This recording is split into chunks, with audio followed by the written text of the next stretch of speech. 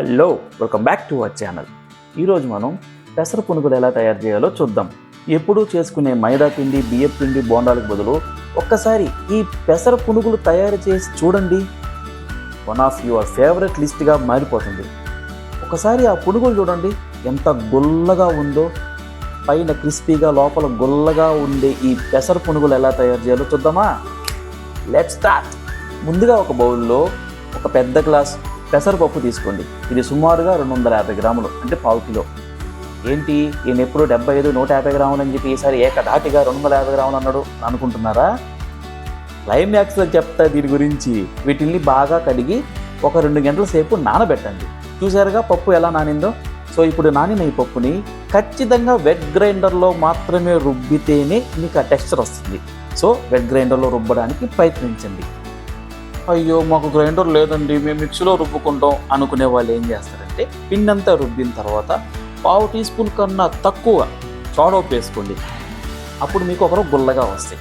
చాడోపు లేకుండా మిక్సీలో రుబ్బుకున్న పిండిని పునుగులు చేశారా, ఆ పునుగులతో మీరు ఇంకా టేబుల్ టెన్నిస్ ఆడుకోవడం టొక్కో అంట ఎన్నానికి పనికిరాదు.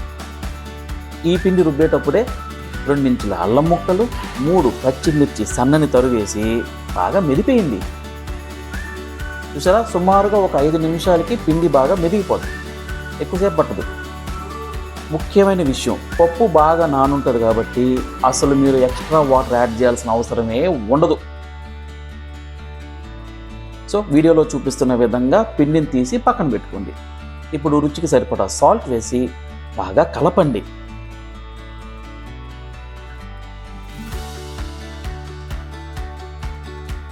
ఇప్పుడు ఒక చిన్న పరీక్ష పెడతాం మన పిండికి. సో ఒక చిన్న పిండి ముద్దను తీసుకొని ఒక బౌల్ వాటర్లో వేసి చూస్తే వేయంగానే పైన తేలాలి. అలా తేలిందే మన పిండి పర్ఫెక్ట్. సో ఇప్పుడు డీప్ ఫ్రైకి సరిపడా ఆయిల్ తీసుకొని చిన్ని పునుగులు, చిన్ని పునుగులు ఎంత అంతంతగా వీడియోలో చూపిస్తున్న విధంగా వేయండి. సుమారుగా ఈ కడాయిలో ఈ నూనెకి నాకు 18 నుంచి 20 పునుగులు పట్టాయి. మీడియం ఫ్లేమ్ మీద ఇలాగా తిప్పుతూ ఫ్రై చేసుకోండి. సుమారుగా ఒక 7-8 నిమిషాలకి పునుగులు ఫ్రై అయిపోతాయి. ఇదే విధంగా మిగతా పిండిని కూడా బ్యాచెస్గా ఫ్రై చేసుకోండి. బై ద వే, మా సైడు ఇలా ఒక్కొక్క బ్యాచ్ని వాయి అంటాం. 1 వాయి, 2 వాయిలు, 3 వాయిలు. మీ ప్రాంతంలో ఏమంటారో కామెంట్ చేయండి. ఇది 2వ బ్యాచ్.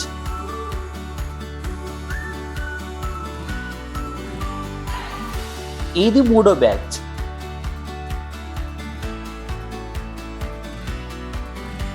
ఇది 4వది.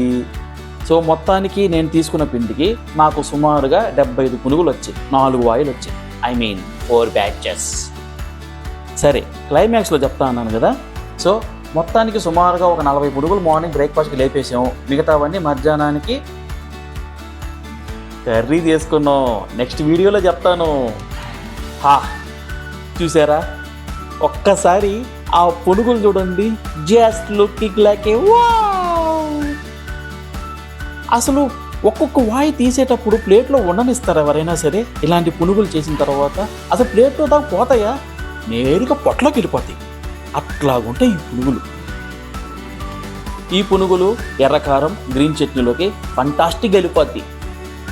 ఈ రెసిపీని తయారు చేయడానికి నాకు సుమారుగా 40 నిమిషాల సమయం పట్టింది. మరియు 4 సరిపోద్ది. బ్రేక్ఫాస్ట్కి అయితే మాలా చేసుకుంటే 2 పూటలు తినచ్చు. ఒకసారి ఈ రెసిపీని ట్రై చేసి మీకు ఎలా కుదిరిందో కామెంట్ సెక్షన్లో నాకు తెలియజేయండి. నచ్చితే లైక్ చేయండి, నచ్చకపోతే డిస్లైక్ చేసి ఆ రీజన్ ఏంటో కామెంట్లో పెట్టండి. I will try to rectify it. మరొక వీడియోతో మీ ముందుంటాను. Bye bye.